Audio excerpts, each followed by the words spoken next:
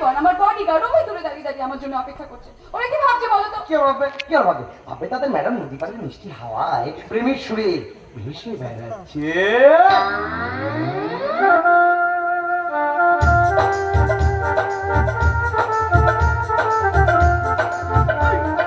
না হাতি। আচ্ছা এভাবে কেউ মানাবে? পুরুষ মানুষ না। একদম বাজে কথা বলবে না, উল্টো পাল্টা কথা বলবে। খালি খিটকে দেবে। তুমি জানো বাবু সারাক্ষণ তোমার কথা বলে। একবার তো গিয়ে দেখাবো না আজকে। আমরা জিনিসটা প্রতাপ চাচ্ছি। নাম ধরে কি করবো? কি করবো? বিয়ের আগে আমি কাকু জেঠু এসব বলে ডাকতে পারবো না। বিয়ের পর না সোজা বাবা। হ্যাঁ সোজা বাবা। ওনাকে বিয়ে করলে তো? মনে আমি না এখন এমএলএ। বিধানসভায় ওইখানে কি হ্যান্ডসাম হ্যান্ডসাম সুন্দর সুন্দর এমএলএ গুলো আছে। ভাবছি ওদের একটা ধরে বিয়ে করো। মা আমার বুকটা দেখো, ব্যথা করছে।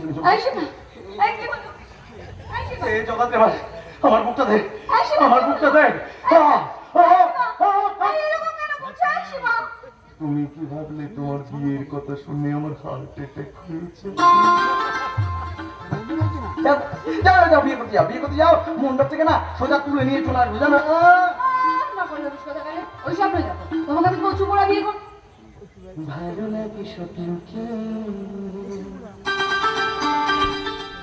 রাতে জাগা স্বপ্নকে, ভালো লাগে স্বপ্নকে, রাতে জাগা স্বপ্নকে, ভালোবেসে মন হারালে এই স্বপ্ন এই জীবন সত্যি বলে, এই স্বপ্ন সাথী এই জীবন সাথী বলে।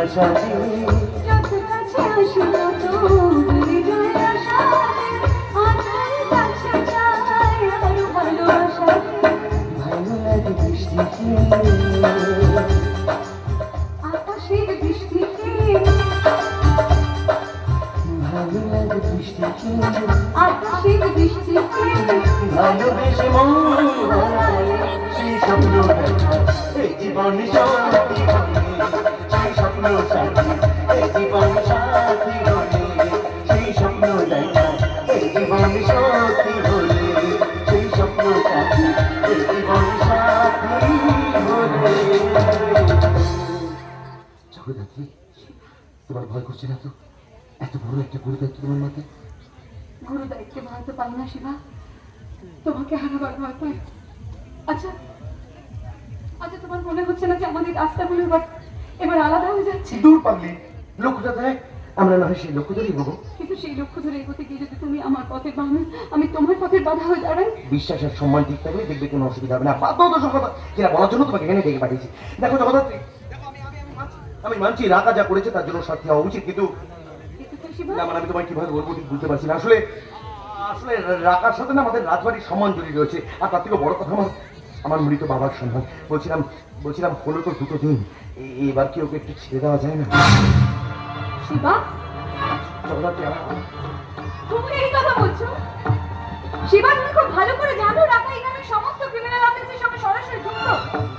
ওকে ছেড়ে দিলে আমরা তো সমস্ত প্রমাণ হারিয়ে ফেলবো। তাছাড়া ওকে ছেড়ে দিলে আমরা তো ভূতানন্দ মহারাজকে ধরতেই পারবো না। দেখো আমি তো সব জানি, আমি তো তোমাকে আগেও সাহস করেছি আর ভবিষ্যতে করবো। তেমন হলে রাকার সাথে কথা বলি না, ওকে আমি রাত সাক্ষী হিসেবে দাঁড় করাবো। এটা কোনো পার্টি কেস নয়, ইন্টারন্যাশনাল ক্রাইম। আমরা ওকে ছেড়ে দিলে প্রশাসন ওকে ছাড়তে চাইবে কেন? আচ্ছা তুমি চাইলে কিন্তু সম্ভব। অসম্ভব। আই ভেরি সরি শিবা, তোমরা আমাকে এই রিকোয়েস্টটা করতেই পারো। প্রশাসন আমাকে বিশ্বাস করে, জনগণ আমাকে বিশ্বাস করে এই আসনে বসেছে। তাদের বিশ্বাসকে আমি খেলি কি করে বলো তো? তাহলে বিশ্বাস ছিল তোমাকে আমি খেলতে বলছি না। আমি তো বাবার সমান চুরি রয়েছে, রাখা ছেলে যাওয়ার সাথে সাথে যে একটু বাড়ি ছেড়ে চলে গেছে, রাখাকে ছাড়া আমি বাড়িতে ফিরবো না। আমি মাকে কথা দিয়েছি যে আপনার তোমায়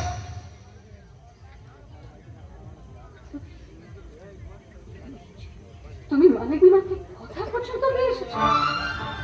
শিবা, আমি ভেরি সরি শিবা, তোমার এই রিকোয়েস্টটা আমার পক্ষে কিছুতেই সম্ভব না।